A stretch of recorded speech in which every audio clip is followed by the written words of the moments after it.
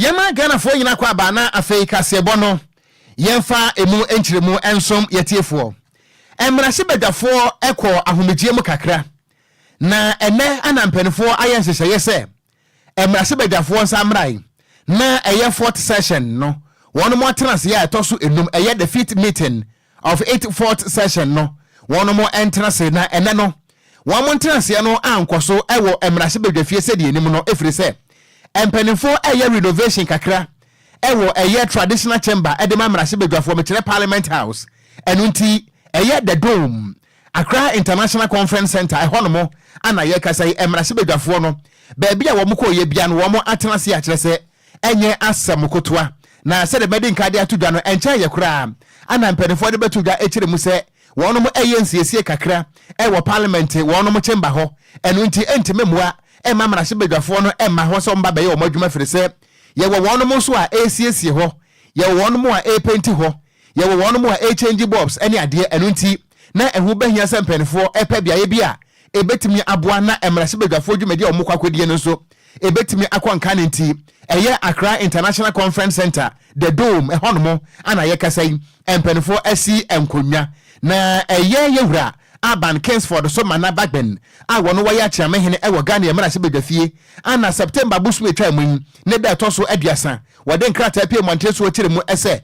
ensachraye bi ekoso ewo parliament ho nti wono mo entimi entra sentine mrase bedwafo no wo bi amfa nse ne book mu se nyame ya domo a ene brada ye kase no the dome eye International Conference Center no ehonomo anase Accra International Conference Center ehonomo ana wonomo ebetena na enema hodo ampanifo de egu apono so a ene wokobobo ho ne bi eye enema hodo bi a ebetimi aboa ama wo my Ghana nso no yenkankro etimi edimu na wo mo ehwani mu ese emrase bedwafo ne nyina no wobia bekan kakra efiri said the law of democracy no akwasi brone say what concerns all must be discussed by all enunti ene emrase bedwafo makoma hanu aduoso num no wobia bekan kakra se na be ya ebetimi aboa ama wo my Ghana ne ntekere yenso etimi akọ enkanen afenso empenifo behwani mu se ene no ye wo bills ahodo bi a eda apono so anan kasese nkamrase bedwafo no agitum na etim be ye mra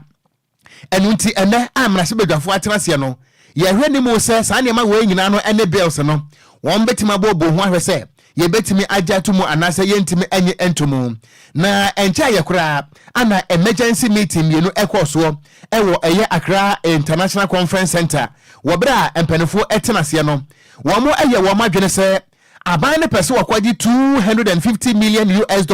eye besia edi free World Bank ho eba na ne bota ye nyina no ene se sika no ye de beboa ama ye energy sector no etimi akonka ne papapa na so obra mpanifo tenase ma mrase bedwafo ebobo ho eda edinkan no emrase bedwafo ebo saasem no atugui kura menam so woba a wombo tuguye no ana wo mo ede ko ma homgye mu aye kasai emrase bedwafo no asa tenase ebiemu na wo mo ekire mu ese se nyankopon ya domo a se anu ayaji $250 million loan no atomo no ebetimi aboa ama ye energy sector no ana afenso ye sikasem no so etimi akonka ne ye papapa na se Ghana fo beka ye a September bosome no ne da na etoso emiensa emrase bedwafo esa akwase tena biewu na no so wo mokotire mu de enti a saa loan bi empenifo de betu dwa no wo mo ebotu guye ansa na ekire empenifo eba begya tum se wo makohwe petatakra mu ahunu se ampa aban ne behia se sika no na wadi aboa mpuntu dwuma titiriw ene ye nyina mahoden ene ho ensensem a ena ye kasai enkrata ahodo pienu ane gumrase bedwafo na nimu a ene the dome eho ane wobobo hu a ye hwani mu se ento ankopim anwumre no na wo mo atimi adi mu nkonim anase bia wonom ebebo bia to go se de da wo ye no ana ye de akire nkakra eto benkum na se Tony Fanso a ye di mu nsam ene mu nkomo ebesom ye tiefo a wo tie DLFM 106.9 yento akase ebo no eso yentu akase ebo no so ane ye monfa nwure mu ewo finfi matanum enbrada ene ye besom ye tiefo se ekopie mu ewo gomu abudumbura ma jezene ye contractor no oyi jezene kaswa ana afa wi ni ba kwantempon no enam ne nsaso emedwumadi a wodi no kopa yabo emanipa makoma miensa ehwere wanom nkwa ma foforo makoma aduasa nkron 39 ena wanom nso ewu etese prepre mu odempa wo jezene kaswa enim patam enra wi a na nyasem kuma kran na so ya wanom hwe o man Ghana ya kwan ne akwantempon so me Minister of Roads and Highways for nhwehwem edi kan a etizoma betu dwa eno no na sankra we beto dwa no ekire mu sei emra nkwanhia ni si ye no nipa makoma miensa de atoyem ho no mo akana na wonom entimi anka age kura no mo ehwere wonom enkwan ewo mra na mpanifo epapa yabo ewo zane eye big apple eno no gomu abudumburam eno bren kaswa eye gomu east eye district ni mo eno no ehye fifi matam no mu no ase na mra nkwanhia ni si ye no Ministry of Roads and Highway from Perifa Bonten abekasa ekire mu sei enipa pepra ye no makon aduasa kron 39 na nkwanhia ni si ye ewo mra jese no miensa abapa ho sema aduasa na nipa nso a ewu ye atoyem ho anso eye miensa na wode mu ekire mu sei nipa makon 9 de wamba mode pagya wonom edom kopie mu 37 military hospital eno wa kapopre mantem and avins we eye uniba specialist eye trauma center eno so chese wo fifi mantem a sesi ameke sesi nipa no egusu a wonom eje ayarehwe na eye head of public relations at the Ministry of Highways no Roads and Highways no eye Nasser Ahmed eye Yate ojemra ni santrafo kasaye ena okire mu say wo hwe nkwanhia esi ye wanendrada na ukopie mu awese ne eye Legon eye police station honom ena venso eye Opongro eye traffic light na se kopie mu akopie eye presec eye traffic light na se honom a wo hwe chese na tana kase ampenifo yi ye esiesie kwan kama no wo hwe andableja wo mo ye pepe bi na ekoso ewo kaso kwantempon so nam so mesi amekese no enkwanhia no asie na mpanifo akire mu se hwehwema hodo o ma ye no na ka nya de na nka safata se sankwanhia no ebesi mpo menda mekese no enipa ba hwera mo nkwa menne enipa makoma kwadua sankron so ebe pra na mo kire mu se dia si no ma nipa wono mo ehwa akaka dwam nyina yakona fenso wono mo kire mu se nya de na kankwanhia te sananka esi kram na asoya no gusu a ye nhwemu ahodo ade afa akwan ahodo efa so masha nkwanse we etimi ba yen so na fe ne ma biara de ache no so no wono mo gusu nhwemu apon betimi abonam sese mapa ewo mu nyamba betu jana de yakase bonso yade mo ntiremu ede asom ye tiefo na wonom ekiremu se wo hwe de enti enam so man kwanhia we si ye ne sa emra contractor no oyi kwan no mkopie ebo ane se bonde asom papa wo mu kiremu se ebo no edi anda so ye hard pan eye rocker eso pan omoso hwe ebo ane kakraka ne kase ye pa ehye fom no eye 45 eye meters ehye fom agese ne eye deep pan wonom ekiremu se ne tetetemu nso eye 20 meters eso papa na ne ko hia ese contractor ne hu be hia se obo modern edit se ne eye standard ko hye fom na wonom dynamite e ko hye fom na pa ye bo ne tumi boa ma kwa no wonom tumi ya enam so mesi amekose ni kwanhia no etimi esi emla head of public relations at the Ministry of Roads and Highways Nasser Ahmad eye Lati eje mra ni santwafo di nkomo no emu enchiremu ni this afternoon we are all around here. I'm a driver over to the Big Apple right here, and the anytime they used to do this thing, they used to come to us that everybody should move from the town. But all of a sudden they come, the drivers and sellers to move from the roadside so that they are coming to do a little blasting. And just a second, we just hear that. In fact, the way the team blasted is not easy. They have never done this thing, the blaster big one like this. So we don't know what is going on, and the whole town has been collapsed. People have died just unnecessary. The school children are all at the camp and this what do you call it? Hospital. Why are the contractors on the site right now? Where did they pass? So we don't know. All of them have been vanished from here. They have found a way to run away from everywhere. Go and see the camp hospital. Go and see what is going over there. People have died over. All the school children, most of the school children are dying. So do they do the blasting like this? How often do they do the blasting of the rocks over here? This very one is very serious. It's too much. They have been doing it, but they used to use a car tire, the old car tire, to protect the rock. But today it is very great. It's too much. For the whole town has been collapsed. Eni awuti ye emom eyadeshia. Wonom ewa Liberia campaign wo fifiri matemu ana wo mkirem say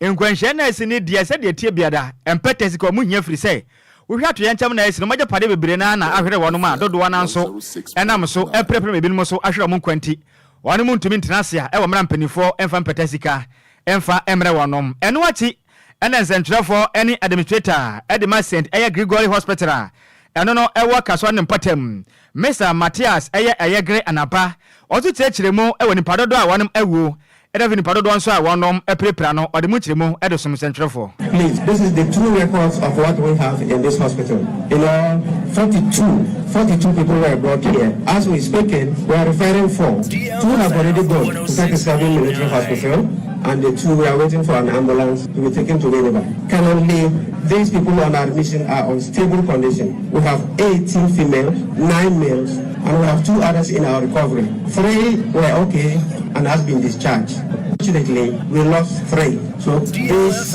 is the official position so far as this accident is concerned. Well, thank you. If you need any information, please don't go asking anybody. Come straight to where we do the recording. When you come, we will equip the officers there and they will take you around in case you need to see your relative. We thank you for sympathizing with everybody. God bless us all. Any awoti ye administrator Edema St. Gregory Hospital anono wo fimfi matendem. Ne den Ademester Matthias Ayagre Anaba nene awoti ye. Yento awia prem to breka se bono eso a yemfiri eye budumbrem Liberia campwa na ye boso akwanim. Ye kwa kwatwi break ewo mankasim eno no ewo mfantemai mense no emu a na Zoom Lion adwumakuo no atima kwa akoye adwumaso papa ne nyina no ene se waste treatment plant bi yakasa yi empenefo akwakosi ewo mankasim kropon no emu na empenefo de to dwachirem se efididwuma wo makwakọ bie ewo honomo eye waste treatment plant no Ghana fo ehwani mu se ebetimi de sikatwitwiri de $750,000 edi ama Ghana trese afibia na wotirem se no betimi aboa ye papa ama wo maye sikasam etimi akonkanen afenso wotirem SSS sika no enya bedru se santan won besa de ahye adwuma num ebiebie mu amana ye kese se de be ya dachi bia no so no eso mfaso no ebetimi aye kese ama wo man Ghana na wo bra mpanifo ebia no ana Dr. Joseph Sian Japan wono ana ye executive chairman Edema Just Pong Group of Companies wode to da ana wo kiremu ese nhihye bia we no ebeboa ye papa ama Ghana chese niema hodo aye ya yehunu se eye efe no ye bedan dani netimi de sika abre Ghana na etimi de mfaso nso abre wo mayi dachi bia no wo ma Ghana ye ntimi enu ya ho na wo kirem se facility no wo mu ahodo emienu wo se de nkan eye integrated solid waste treatment plant ana de to so mienu so eye medical waste treatment unit a ne nyina so ewo mu wo bra Dr. Joseph Sian Japan wo kasa ewo dwumadi na se no emunsam enie se wo bola wodan kakrakase ya na chese adane Japanie enkwara betimi abehwe na wo shiri bi afim school for betimi abehwe university for betimi dia higher research ahoho so bi ba central region ha mankasim ha na opebe bi ahwa betimi abehwe afi enye bola bi bisa se wodan se mu a na chese enye ba bi agina nti odi beye bibia manayi ebeye ecotourism composter debia be generate wa ha ebe a day ne betimi ama 500 bags of compost fertilizer be eni ayeti ye executive chairman Edema Just Pong Group of Companies Dr. Joseph Sian Japan wabra wo pa dwumadie no ho entoma no ana wode sansem we eto edwa na dwumadie ne ase ne se bimpanisi wodi a ana ebonti na wosoafo a wo hwe yapomden eso a wo ye mrahye bedwani e wo lojokuku abato mpasua so Dr. Bernard Okoboy na wono nso e wo ho wo kasa ana wo kirem se dwumadie no na mpanifo apa ho entoma no ebetimi abo papa na wo hwe kire se hazardous waste ya ebetimi adada ni no a na kire se 9,600 kilograms Ghana for hwe ne mu se no so ebetimi abo adwuma na etimi abo ye papa titiriwu ene ba bia ye hwe na etimi abo ma emro hu dwumadie nso etimi adie no eye medical waste treatment facility no Dr. Bernard Okoboy ekasai emusem. As a sector minister, I feel so happy to see these modern state-of-the-art plants which are to provide sustainable solutions for medical waste in Ghana and the sub-region. These projects go to prove that government's commitment to the national development is not a fluke. We want to develop this country hamlet by hamlet, town by town, community by community. Medical waste management in Ghana until recently was a headache for us as a nation, as our hospitals have how to dispose of the hazardous waste in the same manner as other waste. But with the construction of these facilities as promised by the President of the Republic in the 2021 State of the Nation address, we are seeing the evidence that it is possible to find solutions to our problems. Any ayeti ye eye apomuden soafo Honorable Bernard Okoboy and what this answer we etu edwa na adwumadie na wo bo dwa wase no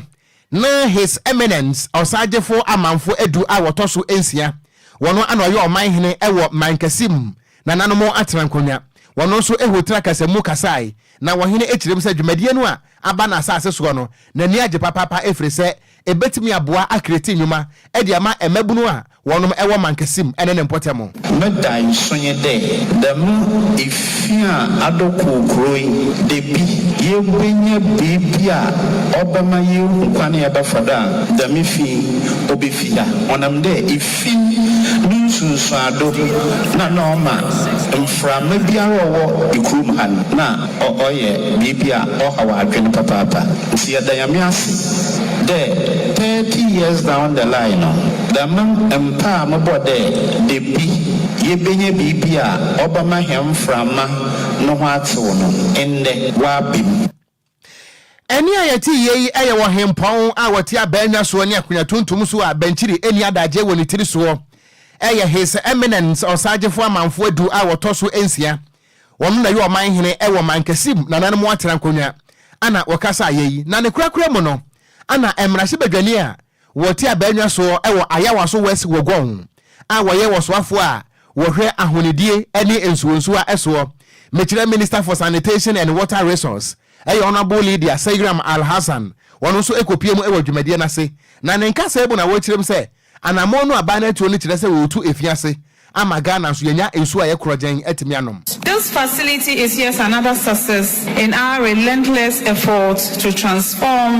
and modernize solid waste management in Ghana through a mutual and fruitful partnership with the private sector. Ladies and gentlemen, government recognizes the role effective waste management plays in socio-economic development of our dear country, Ghana. Eni ayeti ye eye mame Lydia Seyiram Al Hassan wono no ye mrahye bedwane ewo ayawa so west wogon na emom wo ye oswafo a wo hwe ahonedie ene yensuwa eso ana okokasa ye ewo dwumadie na sei yantu akase ebo no so ane ye mbomfa nwurem ewo kwankyerefo peni ono ena oda Commission on Technical and Vocational Education and Training Dr. Fred Chei wakase kirem sei ade baako ebetimi yaboa o man Ghana titiriu pam oban etimi akwonanem akoduru mpuntuo mu pa titiriu yankopon adom chesene aboso ode apoyen meche yen talent ode ama yen pa ne skills ahodo we yemo no yetimi denati ne yaji mu ntete pa betimi yaboa ya pam we sikasem etimi akwani man Ghana so etimi agya na so brane ewo mpuntuo mu ode se yade tujwa emra Oban home den kwa kasaya on kasa hudwumade na den daso Skills Week Conference a etodwa ewon kabopre matem omra chesene mpinifo ahodo mu free bibi man kabo mako eku ahodo mbepie mu dwumade na se mekire African Union ebetodwa ompotem chesene kabopre matem a dwumade na nya semukuma kwa no na kwankyerefo panin ekirem sei ade ba ko ebetimi yaboa pam yatimi akoyanem ewo mpuntuo mu se ankwankra na afi so o man ne de ne nyina ne sei yankopɔ adoma kyade odotomo edidua wo mu no mechira wo talent no eno na se wo bomade am wani kwa ho yipam e papa ka se na o kire mi se o ma na yatimu ne ne obi akosuku ni nyina da bi enya degrees nyina nanso ode tifie oni adwuma ye o kire mi se na Ghana ni ekɔ school akwaje ntete e de afata kan ka ho o kire mi se won mo ma bon won mo nim de na mo nsada nim nyansa na mo kɔ technical schools o kire mi se sansensem na Ghana fo mu nya ka everyze ne won mo mkosu ya capital adwuma na obi ewu pe efunu tofama na sika begu mbotom ti adentine mo ehomodin se besu adwuma na timi abo yesikasem atimi akonkan pan opani kase na ochiem se ne won mo mambaden asu adwuma metre artisans and avins technicians na musika omudie no enye sika kuma kram o kirem se o moso so wabania asu akwan hodo a ya fa so eyi akwan avins yesi dan ade no ochiem se sika wo mudwiri digo mbotom no enye sika kuma wasaka se kirem se wo hwe na ho ne ne energy nso a won mo magente tem wonim de no eboa mo pa mo bomden akonkan pan efa sanitation systems ahodo anavin so apomodi mu no o kirem se ni nyina ne ade hia bi di sika wa man mu anya sika kuma ne santi Adentina Ghana de shemo modern technical school no yemfa ya humfa nhyem na sika etimbegu ye bottom wasa kasa ekyem say ebimaya hodo bebere nada omu nya nimpa wano mo nimde efes an dwuma mu nti Ghana de shemo modern say dwuma nso betimi asua bi na sekoba sapa betimi aboa pa ama ye TVET school no ene ma etima kwankan ma my Ghana nso nimde wo de betimi aboa no man edi sika de ba man mu na fin so akwankwa bottom so etima ya de no ebetimi awapa amanema etimi akwankan Dr. Fred Tei eba modern age echisemre ene yensem training Elvis Kuma Samson edin komo emu enchechiremu nie armed with theoretical knowledge but more importantly with practical skills, soft skills that will equip them to thrive in this ever-evolving global landscape. Because we all know the fourth industrial revolution is almost ending, and some have already started. And what is Africa doing if our working population is going to double in the next 26 years? Skill development is not really an educational pursuit. It is a catalyst for personal growth, economic empowerment, and sustainable development. At the forefront of our agenda is the pressing issue of youth and employment. And we know the youth unemployment in Africa is very high, and it's a challenge that requires our collective effort to address this. And that is why I'd like to applaud the African Union Commission for its focus on skill development for sustainable employability in Africa. Eni awoti ye aya kwanchirefo penen Edema Commission on Technical and Vocational Education and Training Dr. Fred Tei nene ena awoti ye enwachi ene mpenifo ahodo nso a wonom efri eye ebibiman kabom ko Mechi African Union efri Cameroon na fenso Germany ebepia odwumede na ase no so ede abasobo kese pa ede mapan so ba moden akwafa TVET eye schools no dia ba ne etimi eboa pa me ne Ghana de hie bi etimi enyansa no dwuma wonom asan de ato aban nim se moden pa se TVET adusua no ebe moden ya be adusua gimadie ba kwa betimi ada aban akoma so betimi aba ho man Ghana yensi kasem ena ankran si kasem so ebetumi akoye pa ewo man Ghana mo. My first impression, I'm so satisfied. I'm happy of the system because what we saw, we started with Tema this morning, Institute this morning, where we saw how first gender inclusion, because girls are not left apart. And secondly, we saw that skill competence development is something that is being implemented. They are not just, we cannot say that it's 100%, they are 100% fulfilled. But from what we saw is that all the equipment are there for the learners to be well equipped. So it's something, how I can say is CBT is being really implemented. So that's the first approach. And the third point here in Don Bosco, we realized that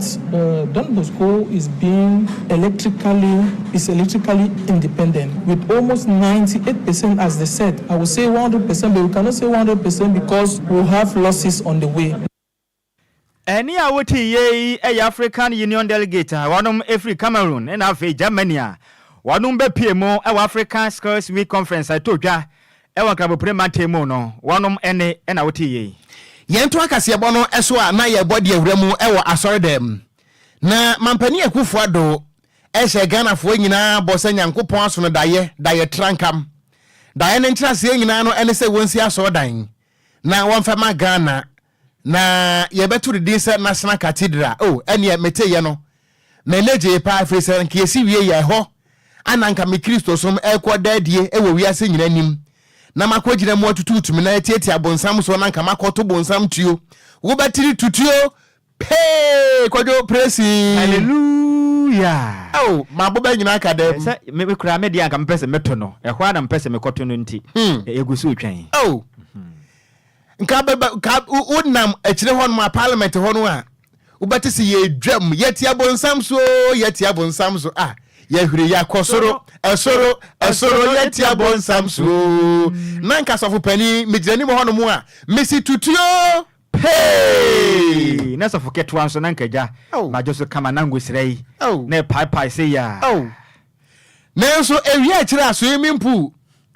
ana hon mu adane a empo nkirani besi akase wobete wowoi omo hwe mampani Akufo-Addo empo nkyerene ni abre o empo nkyerene ni abre pa e wo swimming pool num e wo National Cathedral yard no emu akyerɛ sɛ anya asam kotoa na eno na nsam trofo abɔ wuram ene kyerɛ board of trustee no ebo baako aye maame Dr. Joyce aye yene no akwakodi nko bu sansa maame yi National Cathedral yi se enya National Cathedral biem eye National Swimming Pool empo nkyerene gum ye bekwa kwato dra akoyi wiriwiriwa ene kyerɛ sɛ yoyo enyina gum na yehunu se wo mo a wo moda so ada board no so no moda so atua wo moka na maame wonya sure se eyesika se ye ne Ghana fo sika ana all in the name say National Cathedral nti mu twi de fo mun na adenti na munyai se mo agya dan ne sia akatua no so munyai to every se mo se Ghana fo sika ye maame Dr. Joyce ayi echirem se na adan se edan no yansi a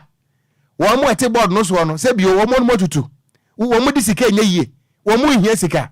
enu ntemu a mo keka se edan si eje esi ayi nya akatua no wo se mo hu ahi pa na mo ho otro sa maman wo se mo ho otro na mo ho ahi wo kyeremu a watete sa Ghana fo bi kasa ahin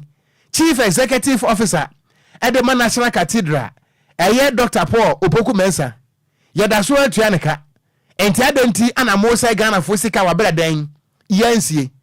ye ma me se yemfa kase eboso nka nkyere Ghana fo se mo amokasa no mo ho asiretire ajako a wogina esusu anu a wodoku. If I bank with Stanbic and they say they've done an audit, if I really want to know whether the audit is true, I can go to Stanbic as somebody who banks there to go and check. I don't know. Even if I put it in the graphic, not everybody will read it, right? Even if I did. Even if I come and start on your radio and I talked about it, not everybody will hear it. So sometimes, we make a fuss, but it's okay. It's part of human nature. There's been a new concern about you paying workers when the cathedral construction have been put on hold, particularly the CEO of the Secretariat.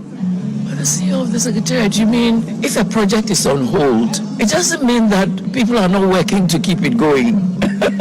I'm surprised. I don't even want to comment on anything as ridiculous as this. No, I won't comment. They thought when the construction is on hold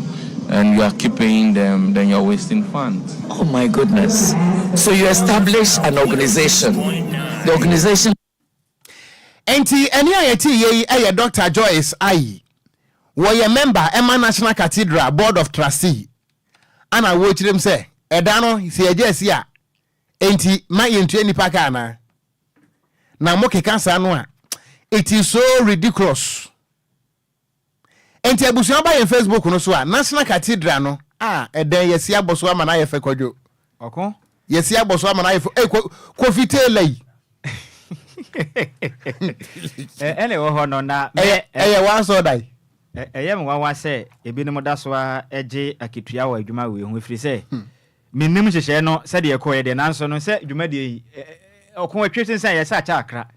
enya de akọ site wa adwuma de na ekoso ntia de nti na binom bekoso age salary afasa 58 million akọhye form da chi bia mpenifo be ya no. The most expensive man-made hole in the world. Anyway. Emuna kobrani atu ane bo den power wi ase nyina. Anyway, and that was Ghana for your National Cathedral no. Na wo parliament pa na se ofa ho no mo a wonya so mpo nkyerene no wo manyi. So ma ya kese. Wo beti no na so mo dan supam. Wo beti no wo ye wurade. Na se mpanimfo ahụ na se nsuo ta ho cha. Ene so be ya se. O ma kotu galamse wo ho. Because Ghana for the echira ne se nsuo ta ba bie. Ye kotu galamse wo. Suban bone ya yesunya ne kurom ha de enya nwanwa. Aw, edan we pa ma me Kristo suma kadam o. Enche be bom pa ya ta echi. Ene ma be sesa. Kasamre nka wuku adan ka bati ne tutuo. Hey! Oh, Merazia. Azaya mama. Yeah, great. Asebo. Me se Ghana de mi ntu kwan yo. Oh, dabi. Emu oda se kurom ha anije wa ha na de okon. Wo de usika sem si nchen wi anije no kura ne mu oda se na team pampanti no. Chese wo kwa akoye den. Kwadwo metu kwan na me kosa Enquires. Na dey. Me kohem koko na kate asisi no. Hwe. Ekusiesi. Kwadwo to aso. Okon yanto akase ebo no so na yemfiri National Cathedral sense mu onka bepre matemo. Na yemfa ya ni mfankyere mu e wo bono matem nim. Na de hia wono mo aboabo no 1 ekopem na mafo. ɛno wɔ Doma Central ɛyɛ abato mpesua so ɛno no wɔ bono ɛyɛ Matanem ade hyɛ n'anim asesa wɔnom anim ayɛ suansere ɔmo werɛ ho pam na ɔmo aha nyina ne sɛ ɔmo kyerɛ mi sɛ wɔnom akɔ ɛdɛm pɔtɛm hɔ no ne nyina da asɛn na de baako a etwa ade hyɛ no nso mu ne sɛ MPP amanyokoi ana afi nso ani sɛ amanyoko mpanifo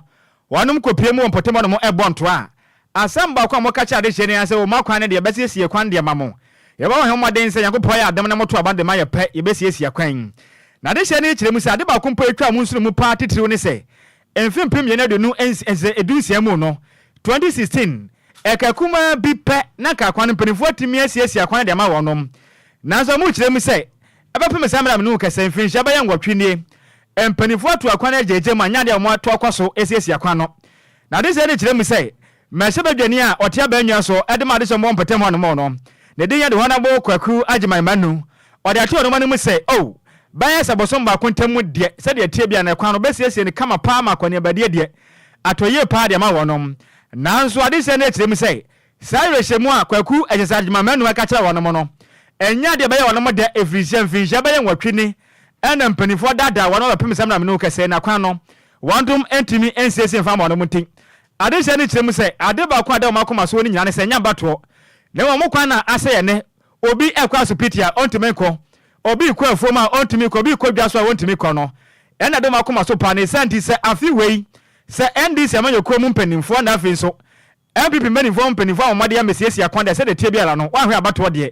ɛnya deɛ wɔnom ɛbɛto bi ɛma de hyɛ gyemrɛ ɛne sɛntɔfoɔ di nkɔmɔ no ɛmu ɛkyerɛ mu nie ɛkwane deɛ nanka baabi a party bi ba bɛyɛ oduruyɛ no ɔkɔba sɛ nanka bɛyɛ awie de sa ba bɛmfie nso de up to now afei ne yɛhu sɛ bɛde mfidie agu so nti nya mfidie no bɛmɛ asesa yɛ nsa sɛne bɛyɛ mfie nso di aba nkɔ ho a sɛ saa bɛbɛto aba no bɛfi sɛ yɛ agyim sɛbe yɛ ngyinnyɛ nti yɛbɛto aba no sɛne ɛsɛ kwane bɛtɔ hɔ no sɛ na ɔbɛyɛ a nka nyɛ saa berɛ bɛbɛto aba ne bɛsesa mfidie agu so nti yɛdeɛ yɛni deɛ yɛto yɛ aba kɔ to aba na minya mfaso bi mfiri so mfaso bi ni so aminto aba na minya mfiri so nti mento yɛ kwane nyɛ yɛ light so wɔ yɛ mpatan ase no so nim wa yɛ ni suo nti no mento aba no mfaso bi mfiri so suo bedu light aba de so so nyina ama light nti bedu light yɛ ho kyerɛ nso do nya jana bia so ɛsɛ nya amansan de ɛnyɛ sɛ nipa bia betimi atu toilet buo ni fie kano ensisi so me de me mahu ye dada nipa ya atoaba je ya me yakura ni sɛ NDC fo omote akonwa so ne yehu ni sɛ aboabo kwan omo yi akosi kwa masua bɛbɔ bɛho modin bia MPP ya mamu beduru so ASA ye den yetinye kwan no ye jai kwan a ɛda ASA ye na animonyam ɛba ya mamu onu sese bia tiatena bia ye ho ye nkasa sese ye nuama no mabegu ha yi da bia meden de kwan ene clinic awo aboabo number 1 to 4 ha na me de okasa ye kwan ye oda ha yi sese oba kura fafuro na omo kasa omo mfa no nkɔ doman nkura eyesu ɛni a woti ye ɛyɛ adehia wɔnom ɛwɔ aboabo number 1 ɛkɔpem number 4 ɛno no wɔ bono matanim ɛna ɔmo kyerɛ mu sɛ ɛkwan mo nam so no aka ne NDC amemu etwa mu yoma mpenda da John Dramani Mahama ban ɛboa ya sɛ nkombe yi kwan de ama wɔnom nanso fofia ntoata na wadwara ba monti na ba firi so pɛ emfinjia ba yɛ nwɔtwe nie MPP amanyukoi ba ye no wɔnom ade mu hɛmɔ panti ni sɛnti afu abato ade wahwɛ a ɛbɛyɛ twam kabea ɛde amade hyen na no akyi na mahyɛ badwani a ogyina mu de ma ade hye a wɔnom ɛwɔ Dama Central abato mpesua so yɛhɔnabo kwaku agyeman manu wakasa ɛkyerɛ mu sɛ ogyina na so pass aboa papɔn ɔsa ade hye ne bɔ sɛ bɔhyɛ ahodo a wahyɛ wɔnom no ɛnka sa afi we nkɔ na wie yɛ de na kwatempa da potem hɔnom de ne wasiesie kwan no Emma de shawon potem won monso won mani agi atumi ajepan mpese meka aboabo kwane ase sisi la sabato meka bi ba record e be de nam see I engage people kini be ka se wi e be boma no ho ba se eba na ma be ka che community se e be ni se contract we o we aboabo kwane ni anu ho sika nanu ya mama na resika ama bu kwa meditia o hwe the last elections ane be na ye mama gina so ma me ka se contract na eba o ka nyam so material society o ni sika kakra bia o be move in me be bo se 2 billion de man nti meka se nyina ne nim se akwa no ko ba be ye kwa na mama sisi nanu ya masane na kasa bin ne kasa pa frequently mama na no da money na se o se grade BBC waka chem se refidi ba kwa se na wakra de na eba nyame ya adomo a mepeso siso ansa na meka mbabo kwa na maka mwase eni a woti ye eya mahye badwani a ogina mu ede ma de hye a wodom ewo Doma Central abeto empesua so Honorable Kwaku Agyemaimeno nene ena wotiye. Yento akase ebo no so ane ebo de ewremu ewo NDC chiniye kese amanyuko no emu.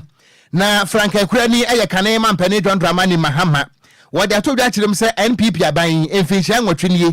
De wo mu bedi awuonti eka bosum mienu ama Ghana fo ato aba etia wo mo no. Afei ana o makosan ne contract kakraka bi a Ghana gas ho nsensem na wotirem se eye $800 million eye gas contract ana ban we wakwa akosan ne na kane mampani John Dramani Mahama etirim se wo hu ne se botaya etachire nti aban we pese wo woro hye na wakosan ne sa contract ne nyina no ene se ebeka bosum mienu omo pesika di akọ enu nti ana wo ye ne sa na wo ka kire ne se animoni mu ya no saban no adwene Ghana fo ho a sa contract na wo kwa akosan no wo yai efiri se enya de se betimi aboa Ghana fo ewo yensikasem emu wo de sansem we nyina tudwa na wo kirem se ebra na wote so no wono ena eboaye ema sa kire se gas yi etimi ekọ nkane papapa ema wi akire kurampo no eni esika odi wura mu ema kire se China man no ebeso asene ema etuabo gas project no etimi kwa nkane ye kasai etimi disika twitwiridie abre wo man no nanso aban we betena so no watena so a woye ho hwe amasisi ano akatu na brona Ghana ye kwakoto aba afei ana contract change wode ne sa ahyase na yewura Mahama de sansem we nyina to da wabra wo hia wo manfo ne adehye e wo savannah ana wo kirem se sa contract na mampani akufo ado ade ne sa kwakohyase no enya de se betimi aboa na edeka kese bebre wo man yi a akatu na brono sa contract we ehun hia. Because the MPP administration know they're going out of office, they're trying to sign agreements and commit this country to certain projects for which they want to take advantage. Professor Mills and myself, the NDC government, we got the financing from China. We built the first train of the gas project, which was the Atuabo gas project. In that Atuabo project, there was the design that if we get more gas, we would add a second gas train. For 8 years, this government has not invested in producing more gas. And yet, even though there isn't enough gas in sight, yet they're in a hurry to commit this country for a second gas train before they leave office. And I'm telling them that this could lead to financial loss to the state, and it could lead to judgment debt. So if they haven't signed it yet, they shouldn't sign it. Na enuachi ana kanema mpene John Dramani Mahama wasade tato se class 1 ni ene ni school bag ana wo kire mu ese emfinhia nwotwenie ekwom ne abenedie agyaadwo ne kirese elibra memu a aban wedi abu Ghana fo no de Ghana fo so betima yede atwe MPP fo aso an se ye kwoto aba na yentu ntia MPP na yentu ma kire no efire se aban we etime amekom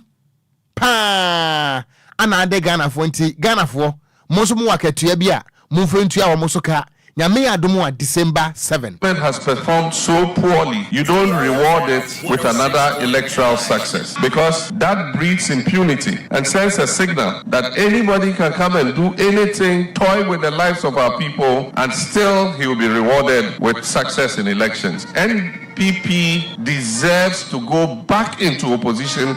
to reflect on the pain they have inflicted on Ghanaians. Where the country is today is not an issue of trial and error. We need an experienced hand to take this country and put it back on its feet. Kane mampani John Dramani Mahama wano ana wo himu franka apere mampani dibreno ewo NDC amanyoko ni diemu no de sansem wei atu edwa. Ye free NDC amanyoko no mu a na ye de ye de kiremo ewo MPP Jesene osunu kokuku amanyoko no mu na Franka Twini ede MPP amanyoko no Dr. Mahamudu Bawumian wakasa kiremu se ade ba ko esi nani so pa se yankopɔ ya adom na Ghana fo ya kama koma na moto abande man no ba Ghana mampeni dia se de tie bia rekwa adwuma obetumi aboa pa memu atumi aye depa te se ne anomanam papa ka se de wo kiremu se o ma ya timen ade ba ko ebetumi aboa pa o man Ghana ya timi akoya ne mpuntuom titiru eye kwa adwuma nti ontoto kwa adwuma se kuran na wakasa kiremu se obo no homodin bia se Ghana fo obo modin to abande man pe one oman bi te se eye Brazil and afin so eye China beka bom na kwan hodo mo fa so eboa mamfidi dwuma etumi abuzu titirew efia kwa dwuma mu agese ne ne sa maman no etum pompa kwa dwuma no mu no oba ko fa bi dia ba oman Ghana oman Ghana so enema etimi akoye pam Dr. Mahmoud Bawumia eka se na o kire mi so obobo no homodian na akofa district agriculture and mechanization ɛde aba ne betimi aboa pa ma mensini ahodo ni nyina da no enema ahodo betimi aboa ya aka de beboa magese kuaye etimi akonkan no ubowura mu pɛ onse betimi aka bi nya afi na betu kwatenten abankra ha abepa nema bi a wakɔboa ma kuaye akonkan da bi mensini bi a wo mu no wonse betimi aka nema etimi akoye pam Dr. Mahmoud Bawumia de semu ya de tuja e me kopie mo e wo ntu abom e wo brekum wese no no e wo kyese ne e bono matanum e na okaze no kire me se kuaye de e betimi aboa pa ne senti Ghana foi montu abane fama na obope empotudwo betimi aba so pa okuaye mu no enya sem kuma kra Dr. Mahmoud Bawumia emre oje mre ena de hye twetwe nkomo no emu kire mu ni e won hihye bebre a me pese me de ba e be bo Ghana man die di kai a eda wo makoma so me pese me bo le me first priority equiafo ejuma agriculture ele me first priority the many echo cashew equiafo ho be bo cashew equiafo cashew farmers Ishishia yedi aye abua koko farmers no koko equiafo no sa ishishia no na mediba mebebua cashew equiafo enso ewo Ghana ha yebe shishe factories cashew processing factories amamo eni a oti ye eye Franka Twini edema MPP osono kokrokwa manyoko no Dr. Mahmoud Bawumia nene ene yati ye yento akase ebo no so ana ye free NPP amanyoko no emu a ye ko Alan Kwadwo kire maten afafranto etufa waseme na meba no na yewura nso nano ano ene na ntu abom akwakopiem e wasante mantemu a ene wakwatwi break se etwo ewo adwura sekire dumase na wabra wane wamanfo ne adehia wonom ewo adwura sekire dumase kasa ana wo kire mu ese Ghana hanomo se wo pe market ba ko agidi pa no a eye adwura market na nso no NPP akọ NDC aba MPP akọ NDC aba obi ene hono ma watimi aboa ama adwura market no yetimi asie eno nti wo kan de akira adehia ne se we de ebraso se wo mo sesa wo mo nsa na so wo mo kọ abato no emu se wo mo kọ akoto aba no a wo mo nto emfema wo no Alan Kwadwo kire maten wane afafranto na nyame yi adom na so be yema mpani a wo beboa na watimi asie eye ultra modern market e de ama adwura sekire dumase wo kirem se wo bra wo kọ market ho no na ani anye kura abayire gufom entosi gufom menke gufom momani gufom ni nyina no ene se market papa wo betimi atena mo di dwa no ebi ni ho eno ntine adwurafo mo de anie mo nto aba no emfama no obi anim se ahadwa no twetwe bia wo Ghana me ba be si modern market abadwura market ni se abada ni so no mo twere yo market ni abada no ya wo lorry station papa inside lorry station and esa wo bank so wo inside bank na me kai no so wo asari ya de para school na ya tete para wo mu no so no anu se be se da oba o de baba de bu kran kwa ya ni so de na de no ko school ha Mesramo mutiami ye ayi musu e twatwo ne yakwa akoto abanyaza saboya madom daman na mutu abamamia ba afefofo mu general ma be president me ba ye bibi sonko asamon munya ya jamaade Alan Kwadwo kire maten anekasa ye na eno achi na wo kirem se ade ba ko a ayre ho pa ne se wo koduru adwura ho no esan se market no enya papa nti wonomo ekuafo no kofi ekuafo no eye womo chese womo afuo ni wie na emfudie no ebape omunya ba bia nton no wo kirem se na aban no eba woni afafranto ebeboa papa na adwura no womo timia bie market no eno nti ekuafo no mumfudie ni nyina no mumfa ntwa kwan kora nkọ ba bia mumbeton no krom ho se na be sika no ebetena ho no mo a adwaman obia ni sa hase die the whole Ghana muna mudimu obetwa dia mudimu mubetwa obia ke adwaman mudi atra wo Ghana ha nyina na sabi nye omo efri adwura nko na ba hase nipa dodo na ba bedi dwanyaza Ethiopia wa bia dwadie ana hiano pa ayaza na montie mi adedade bi ba alancha matin sabuma ni be president odi gedifo bank traders bank baba amomanya busia odi abuja sese When you say Oko banka, South Obusia di Ghanaian farmer. Fakra tabra. Mati beti banka mamo. Sikabia uye biano. Ye bisa she. Jobe bia bema na de bisa. Ani ayeti ye eye wopani a wono nso ana movement for change afafranto ekono. Yera Alan Kwadwo Kyerematen ana woka say what the sense we nyina to da wabra wokopie mu ewo adwira seche drumase ewo asante mantem a wo kyerɛ sɛ abo Sudan da etiase a akukɔ na bankwa wokoposo a enye yie enu nti sɛ mo po bi obetimi adi monim sɛ mampani no abo amampuntu abade a Alan Kwadwo Kyerematen ana wode sansem we atu edwai ma menkɔ Facebook no so na Ghana fo atworo brofo abawo menso mekan brofo agufo mpa nyaminti amen na Nhyiraba Anelka ana wasi news no loud and clear na waso watia Dr. Alhaji Mahmoud Baumia wabeje oso ana Lucky Jackson ana wase Ghana is the only peaceful country that we have. Hey obrofo yi, the only peaceful country that we have in the world. Na ade Switzerland fo mu ni ho tena ho mo peace ni nie. We shouldn't allow any political party to destroy it. My humble greetings to DLFM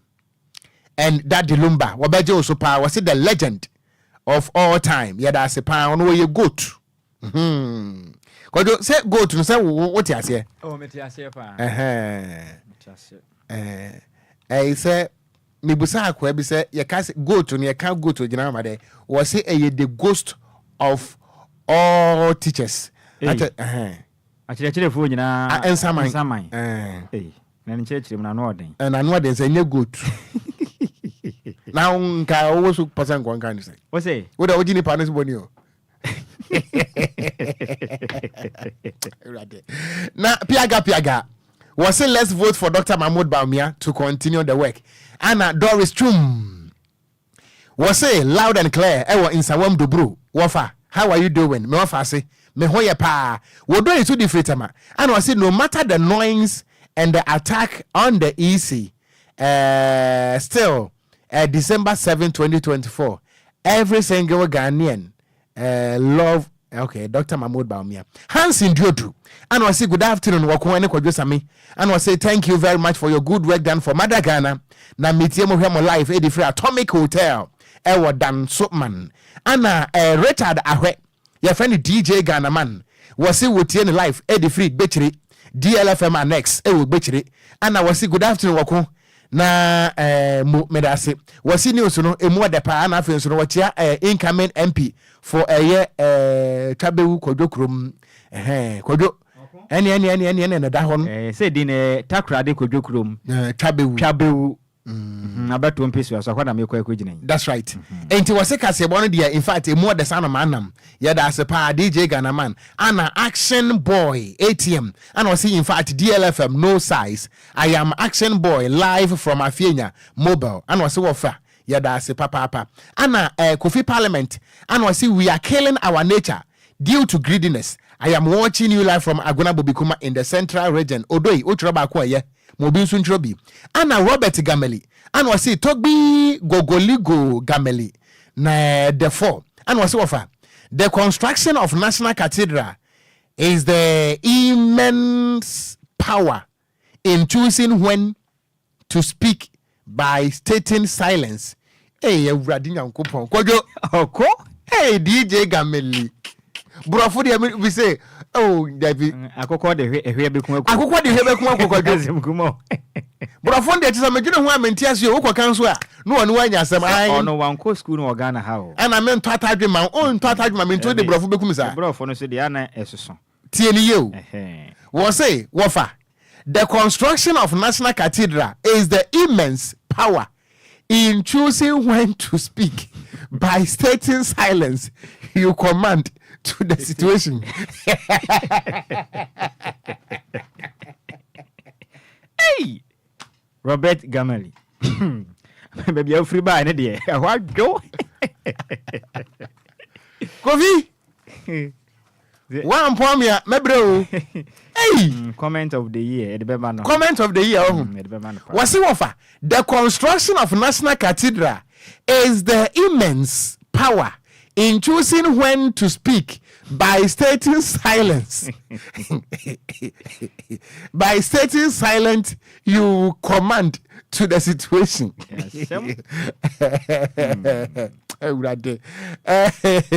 Hey, whoa. Make no fussy. You're dying, whoever. You're bad, you're catching, you're the best of Moati. DL News.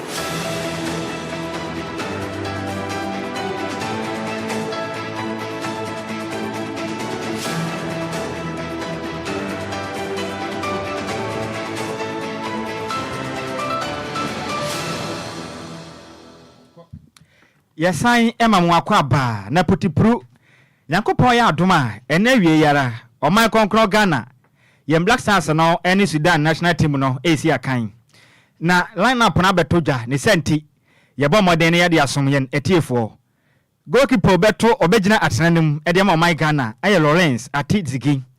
de obebotu aye Elidu Sedu obegina mu bi afinso Mohamed Salisu ebesi akan awiei Mohamed Kudus on be modia abo captain amband no e de ma Oman Ghana Ibrahim Sulemana ebesi akan Gideon Mensa Eliasha Owusu Enes Niama Inaki Williams Ababese Sanchez ene Jordan Ayu obabesi akan pam Inaki Williams eka 11 man squad ene awiei wonu medikan esi akan no na finso Alexander Jokunsu ejiremo en Antoine Semenyo nso ejinam ti weni emantia maako du baako a wonu mbejinam awie ya dom baako eboya isesi amekese won na nya boype bomaden na etese ne television ko tran we free say Oman Konkro Ghana any Sudan national team no esi akan enade okukansie no se Ghana fodi mu nkonim pe wanhwa ye ba moden side nkonim etese ne okukansie de ye ne de betimi akwalifa na mom enade okukansie ye ni Sudan ni se ko ba say ye din kuguo de ne krana na se de tie bia ye ho hwe nyeje e friend ye be free monte se ye bo mpa ye ba ye ho baden say Oman Konkro Ghana yen Black Stars no be bo empaye e de ma wono se de be ya e betimi edi eye Sudan national team no so enkonim oko we so ne nkra e free agokanse mu e ba ye de som ye na tiefo ye we na awiai kase boyi eso enti ebosan ya na match ne be sha ase awia wani ya don makunya sisi amekese match ne kwa de ba be sha ase ya ne sa oh sir yes 1 pm ya ene yenye ne enko na yenye enko hebi ye pentem sa hemfie enkonwa no na nadwa siriki de ontimi hwe okay obehwe se ebi bodam ha senti nana obehwe ni fie ha ya obehwe ne dem okay nana sele ensam hihye ye ho aboa peso esna poka radia enti e bodonko a Black Stars of Ghana we ni head on coalition sadete ombo no he Libya Libya boy ye be Black Stars emom na e be din konim modia mo calculation so some tank kan na de se de tie bia Ghana be win nti no anyway yes ebusu ye so akwa na emom ansa na e be kro no mi ankasa me mame beautiful mother your friend no oba pa ya ampofo a ene eye me mame ne birthday enu nti happy birthday en confirm oba pa ya ampofo a wo kumase asuabu a na we efri oma Vera mother ana afrakuma eho enti ene no akoye wa wodai ye nyina ye mpa ye ne se Nyankopon won kan ho mo ho ban wo ma nkwa tenten na sika no so wo ma ne mra bebre nto ba ye Facebook no so a mia me maame so hu me ka me maame a ono wati ase dada so ati ase enti oba pa ya ampofo a happy birthday goes out to you wo kumase asu ye boa enu nti efri mini ama ne nyina nchen ane ye gina mu a ye de ema we efri Vera mother ana afrakoma ho ana ye wishi wo happy birthday Nyankopon wonsira na oma nkwa tenten na obreso aba Nyankopon oma wontwa na hodin mu a oma onyini se motia Kristofo anyeme so amen Kwadwo praise hallelujah na mejina ha no mu na mewie ene me se de me bonsa no na Kwadwo one of my good friends your friend Belis Koko Wayo ene eye madam fui ene ho ofe pa Kwadwo eno yana de sika kakraba ne ho ofe pa mate wadama yes eno ntino happy birthday en confirm our Benis Koko Wayo we chief executive officer Emma Koko Massaging and Beauty Parlor ewo Kwasheman La Paz ene eye ono so ne birthday beautiful men kan say Beyonce, beautiful Beyonce. Ne ho fe pa. Ai. Enti aya fa ne namba na ma kofitela. Sa wo hu. Ne ho fe pa. I see. Se makase men so ese me ko se we no adwuma wo yi. Pese me kona. Ba kofitela nti ase wi ase no se bio se wonumu atoso a enye obi nsa fufuo ho. Se ne se ho. Ana ese bi nye obi aburo nso ho nti ne efifire sen.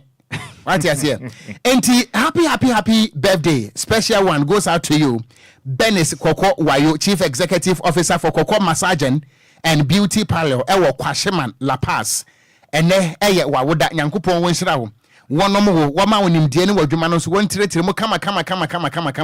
Na wonim so so ye fa ne silky. Your friend Milky. Silky for no be a hofe. Your friend Milky and Silky Gorgeous Koko Wayo. They say after Ghana match no yebeba na yebeda ho no mabomodi amasa. 106.9. What the body dey in ekwoda ho no. Na 7 na kan. Na body be na me wo. Enka say ya. Wonu apa. Eni obetene popro. Gradia. Enti ebusia ye ko enti happy birthday. En confirmate. Ye do bruta Benis Koko Wayo. CEO Emma Koko Massaging and Beauty Parlor. We me free hanomwa me ko too many nton na metwa me simu gire na mana dem pro sa sha ma traffic me ba me sinekua donko wo bete enye no kase bani ye de si me din ade gan stakat ya mi tenkura Okogyeabour Ocran mene takura de Kwadwo krom twabehu de ship kronkron ba ko pe Bema 10 gram wa ewi eni ahofe ejame Nhyiraba Kwadwo Sammy B. Happy birthday to you. Happy birthday to